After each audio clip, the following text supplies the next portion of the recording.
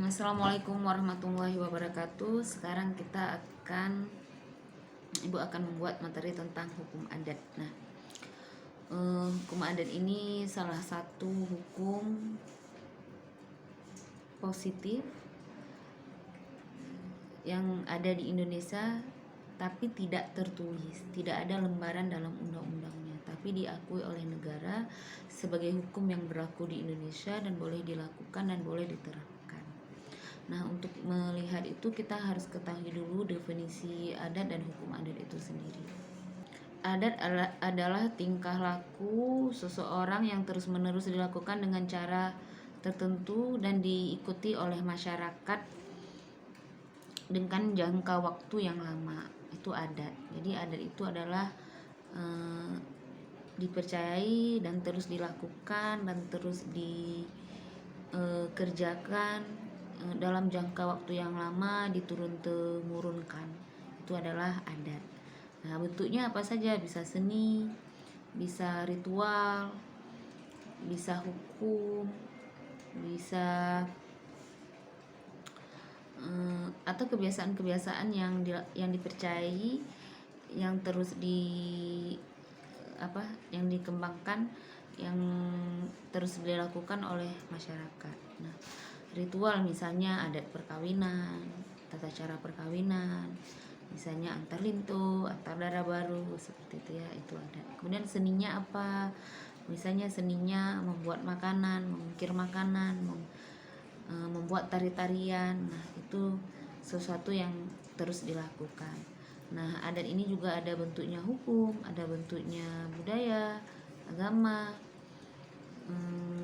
atau agama yang masuk ke dalam adat seperti itu ya, misalnya kesiju, maulid dan lain sebagainya. Nah, unsurnya cuma 4, adanya perbuatan tersebut atau tingkah laku masyarakat manusia tersebut, kemudian dilakukan terus menerus, kemudian mempunyai dimensi waktu yang jangka panjang, yang dari nenek moyang sampai detik ini masih kita lakukan, serta itu diikuti oleh orang lain. Nah, sementara hukum adat sendiri itu pertama kali diperkenalkan oleh Snok Hogronyo. Snok Hogronyo itu adalah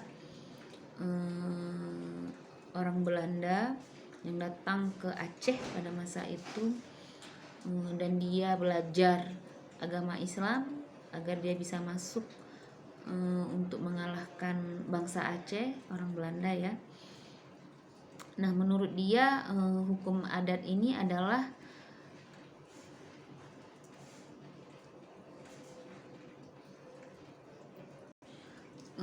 bisa dilihat sebagaimana yang beberapa definisi yang telah disebutkan, seperti misalnya Sukanto mengatakan bahwa hukum adat itu merupakan kompleks adat-adat atau kumpulan adat-adat yang kebanyakan tidak dibukukan atau tidak dimodifikasikan dan bersifat paksaan atau mempunyai sanksi dan akibat hukum.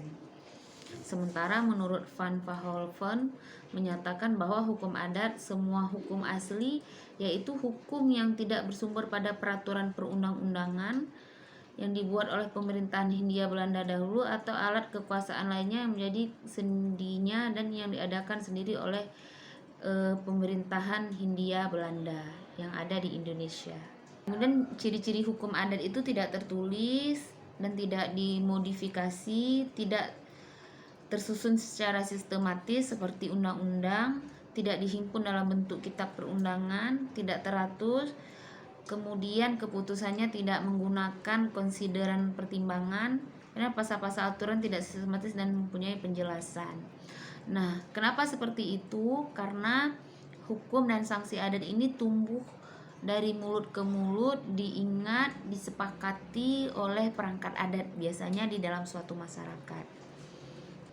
Nanti kalian bisa membedakan antara adat. Kalau adat itu adalah sesuatu kebiasaan yang sering dilakukan tanpa ada akibat hukumnya, itu adat. Tapi dia sering dilakukan tanpa ada, misalnya pesta perkawinan sampai 3 hari 3 malam, itu adat. Kalau kita tidak mengerjakan 3 hari 3 malam, tidak ada sanksinya, maka itu disebut adat. Tapi kalau nanti ada sanksi, maka dia masuk kategori hukum adat, seperti itu. Nah, untuk sejarahnya sendiri, hukum adat di Indonesia, kalian dapat membaca buku yang sudah Ibu berikan. Nah, hukum adat itu yang pastinya masuk ke dalam sistem perundang-undangan yang ada di Indonesia, di mana yang sudah disebutkan di dalam Undang-Undang 1945 pasal 18B ayat 2 yang menjadi dasar pengakuan hukum adat dalam konstitusi negara Indonesia, yaitu negara mengakui dan menghormati kesatuan masyarakat hukum adat beserta hak-hak tradisionalnya sepanjang masih hidup dan sesuai dengan perkembangan masyarakat dan prinsip negara kesatuan Republik Indonesia yang diatur di dalam undang-undang.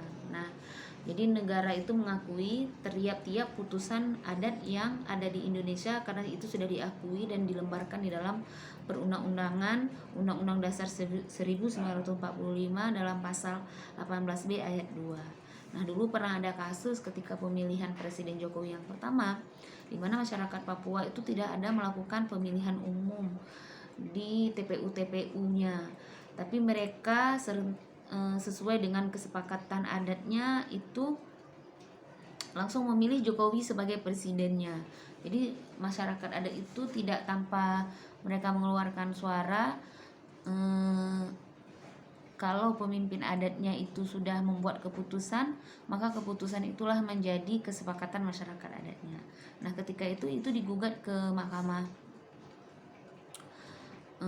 Agung ya, putusan itu kok bisa sementara negara kita demokrasi tapi tetap kemenangan berada di pihak Bapak Presiden Jokowi karena Undang-Undang Dasar sendiri sudah menghormati segala keputusan-keputusan masyarakat adat. Apalagi di Indonesia dilihat bahwa ada hukum yang tumbuh di masyarakat yang tidak tertulis. Misalnya nanti kalau misalnya di sini kan banyak mahasiswa Ibu yang polisi-polisi. Apakah ada pencurian, pemukulan yang terjadi di masyarakat di tempat kalian tugas itu semuanya diselesaikan atau ditangkap oleh kantor polisi? Apakah semuanya diselesaikan di kantor polisi? Apakah semuanya disidangkan? Tidak. Tapi penegak hukum pun menghormati sanksi-sanksi adat yang berlaku di masyarakat itu. Mereka bisa menyelesaikan permasalahan pidana mereka menggunakan hukum adat. Nah, itu salah satu bahwa posisi hukum adat di Indonesia itu adalah posisi pertama dalam penyelesaian sengketa di masyarakat. Nah, apabila posisi ini tidak bisa menepati penyelesaian sanksi adat di masyarakat, maka baru penegak hukumlah yang menegakkan hukumnya. Kita akan melihat beberapa pembidangan di dalam hukum adat. Sebenarnya pembidangan ini sama saja seperti hukum positif yang berlaku di Indonesia. Cuman nanti pelakunya itu adalah masyarakat adat itu sendiri. Kalau misalnya di Indonesia nanti ada ahli hukum perdata yang mempunyai sarjana perdata. Cuma yang menariknya di hukum adat ini siapapun bisa menjadi pemangku adat yang menjalankan pembidangan ini, atau orang yang disegani, dituakan atau dipercaya oleh masyarakat. Yang biasanya itu ada ya pada masyarakat itu tentang bentuk-bentuk masyarakat hukum adat, tentang pribadi, pemerintahan dan peradilan, hukum keluarga, perkawinan, waris, tanah dan hutang piutang, serta hukum delik dengan sanksi. Nah, hal lebih lanjut lagi nanti kalian bisa melihat ciri-ciri pembidangan di dalam hukum adat. Mungkin di masyarakat kita masing-masing itu sudah ada. Namun sementara sebenarnya yang menarik adalah dari hukum adat ini ada beberapa di wilayah-wilayah desa di Indonesia mungkin mereka sudah menuliskannya dalam lembaran desa seperti itu ya, karena sekarang kan sudah ada dana-dana desa, kemudian mereka biar tidak lupa atau menjadi rujukan atau menjadi bahan bacaan bagi penerus-penerus nantinya, mereka sudah melembarkan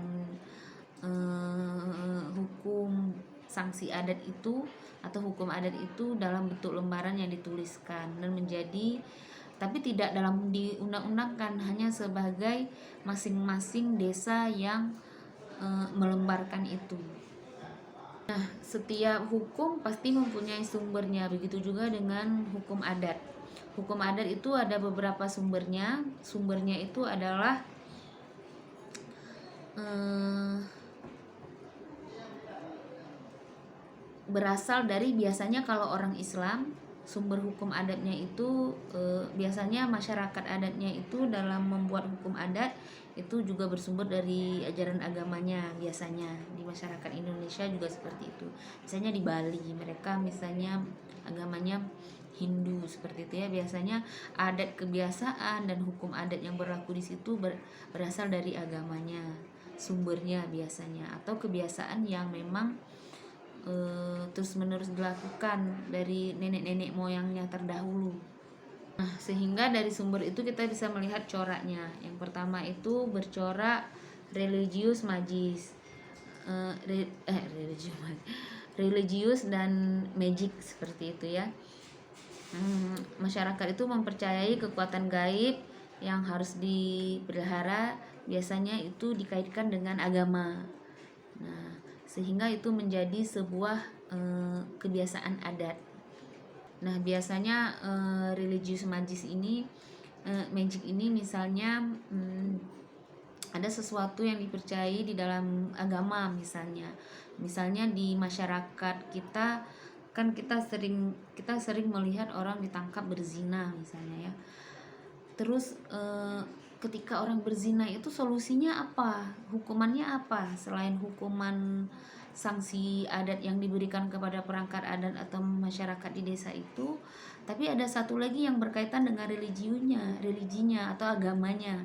Misalnya di Aceh misalnya ya, ditangkap orang berzina atau berkhala atau berikhtilat, sudah berulang-ulang ditangkap.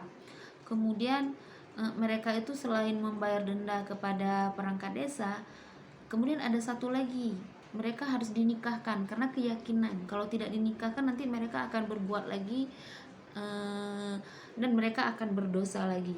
Nah, itu biasanya corak-corak hukum adat seperti itu. Kemudian selanjutnya bercorak kemasyarakatan, yang artinya manusia terikat pada kemasyarakatan, tidak bebas dari segala perbuatannya. Setiap warga mempunyai hak dan kewajiban sesuai dengan keduduknya. Hak subjektif berfungsi sosial, kepentingan bersama lebih diutamakan, bersifat gotong royong, sopan santun dan sabar, sangka baik, saling menghormati. Nah, kalau di desa itu masyarakat adat itu adalah ciri-cirinya bersifat yang seperti itu tadi. Nah, tidak boleh secara pribadi, malah kalau ada permasalahan keluarga itu pun kalau bisa diselesaikan dengan secara kebersamaan seperti itu. Makanya kalau kalian di desa, kalau tinggal di desa, tidak ada kenapa kalian mengurus masalah, karena masalah pribadi pun menjadi masalah masyarakat seperti itu apabila itu sudah terdengar pada masyarakat. Dan ciri-ciri yang paling utama sebenarnya penyelesaian adat ini adalah kalau ada terjadi tindakan yang melanggar hukum adat ya, biasanya diselesaikan juga oleh adat itu sendiri, tanpa nanti ketika dia menerima sanksi adat, maka dia tidak boleh lagi menerima sanksi hukum yang berlaku di Indonesia.